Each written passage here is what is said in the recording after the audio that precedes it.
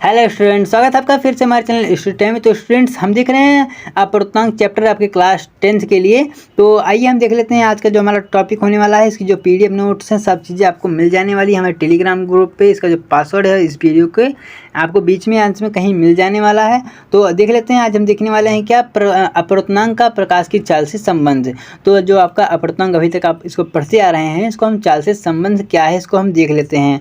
तो क्या होता है कि किसी माध्यम में कोई माध्यम का जो अपूर्णांक होता है, निर्वात तथा वायु में प्रकाश की चाल, जो आपका निर्वात में जो कि प्रकाश की चाल होती है और जो आपकी किसी माध्यम में अपूर्णांक की चाल होती है, वो दोनों बराबर होता है, उन चालों का अनुपात के बराबर होता है। यहाँ पर अगर हम पढ़ें तो किसी माध्यम का अपूर्णांक निर्वात तथा वायु में प्रकाश की चाल व उस माध्यम की प्रकाश की चाल के अनुपात के बराबर होता है। तो ये काफ़ी खिचड़ी टाइप का है, मैं आपको सिंपल भाषा में बता देता हूँ। मान लीजिए कोई माध्यम है, ठीक है, मान लीजिए वो आपका कांच हो गया या कोई भी माध्यम हो गया, ठीक है। उस माध्यम का जो आपका अपूर्णांक होगा, उसकी जो प्रकाश की चाल होगी, वह उसका जो अनुपात होगा एक दूसरे के बराबर ही होंगे।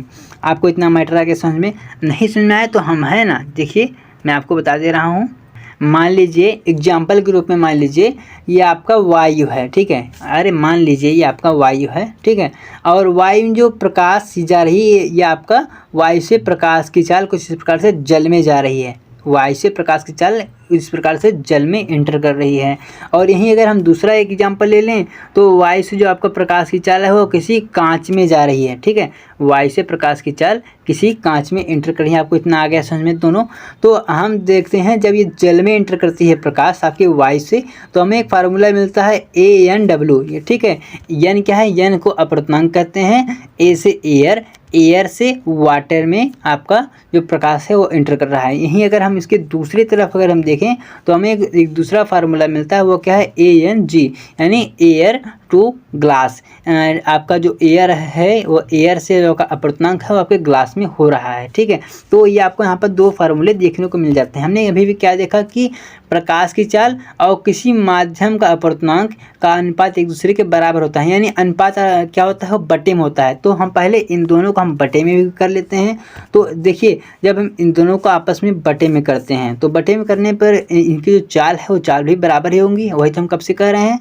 तो देखिए चाल को V से लिखते हैं, तो आपके ग्लास में जो चाल है उसको हमने लिख दिया VG और VW, यानी आपके वाटर में प्रकाश की चाल। तो हम देखते हैं जब ये वाला इसके बराबर है, ठीक है, यानी अगर क्या होता है कि अगर एयर से वाटर में अगर जाता है तो उसका जो अपूर्णांक है ये आपके प्रकाश की चाल के बराबर होता है। तो और ठीक इसी प्रकार से अगर आपके एयर से ग्लास में जाता है तो इसका अपूर्णांक आपके प्रकाश की चाल के बराबर होगा।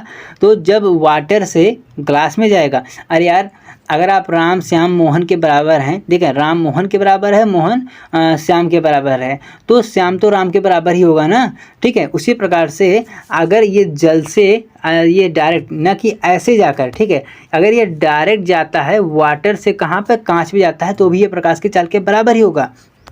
अब देखिए जब प्रकाश की चाल एयर से वाटर में जाती है और जब प्रकाश की चाल एयर से ग्लास में जाती है तो यह प्रकाश की चाल के बराबर ही होते हैं ये दोनों, ठीक है।